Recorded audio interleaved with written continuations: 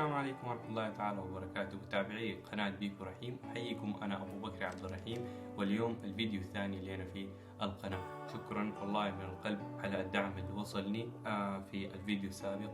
شكرا جزيلا شكرا جزيلا. خليكم كده دايما لايكات كومنتس حركات إن شاء الله. موضوع حلقتنا اليوم إن شاء الله زي ما مكتوب في العنوان، الفيديو الثاني لمدينة طنبلة أو الفيديو الثاني لطنبلة. إن شاء الله اليوم سنواصل ما انقطع بالحديث في الفيديو السابق. الضناقلة هم سكان طنبلة الأصليون، يتحدثون الطنبلاوية. الطنبلاوية إحدى النوبة الأربعة، اختلطوا بالعرب، انتشرت بينهم البديرية والحاكماب، كما اختلطوا بالمحسي إلى شمالهم، فأصبح في بعض المناطق يصعب التحديث التام بينهم، كما أنه انتشر في معظم أنحاء السودان. إنسان طنبلة البسيط، تتميز طنبلة بإنسانها البسيط المرتبط بالأرض، وزي ما ذكرنا في الحلقة السابقة إنه كانت مهنتهم الرئيسية هي الزراعة. اخترعوا آلات تساعدهم في الزراعة مثل الساقية. وإخواننا للناس اللي ما بتعرف الساقية هي عبارة عن عجلة دائرية طول قطرها حوالي 400 قدم، مربوط على طولها أزيار من الفخار، بتكون دايرة في شكل طولي، اللي هو بتكون دايرة كده واقفة كده نازلة على الماء. لما تدور العجلة دي بتشيل الموية من البحر، طبعا بتكون على طرف النيل، بتشيل الموية من البحر، تنزل الموية دي في المسار الرئيسي اللي بيودي على المزرعة اللي هو الجدول. بتنزل هذه الموية على الجدول أو مسار الماء، تسحب إلى المزارع ومنها يسقون زرعهم. يعتبر الضناقلة القبيلة الرئيسية في المنطقة.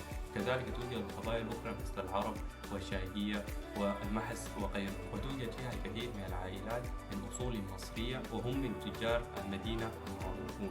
وتعتبر المنطقة من المناطق الأثرية في السودان، بل في كل بلاد النوبة، ولكن تحتاج إلى بعض الجهد من الحكومة لجذب السياح. مناطق أثرية مهمة. تقع طنبلة في منطقة غنية بآثار السودان القديمة كالحضارة النوبية، ويوجد فيها آثار مملكة المقر المسيحية، وكذلك آثار للمسلمين كمسجد طنبلة اللي هو مسجد طنبلة العجوز، ويوجد فيها الكثير من الأهرامات والتماثيل.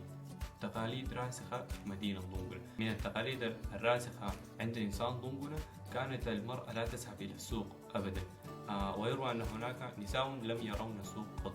شخصيات تاريخية. قدم طنبلة للسودان العديد من الشخصيات التاريخية، بدءا من الإمام المهدي المولود في جزيرة لبب مؤسس الدولة المهدية.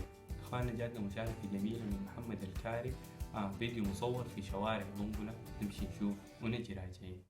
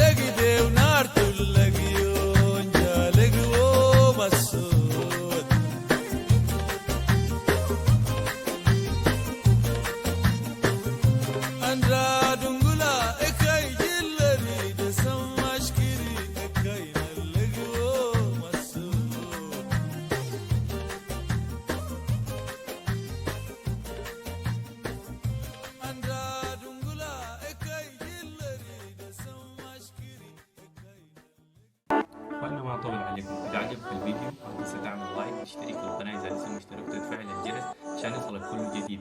أشوفكم في الفيديو الجاي، والسلام.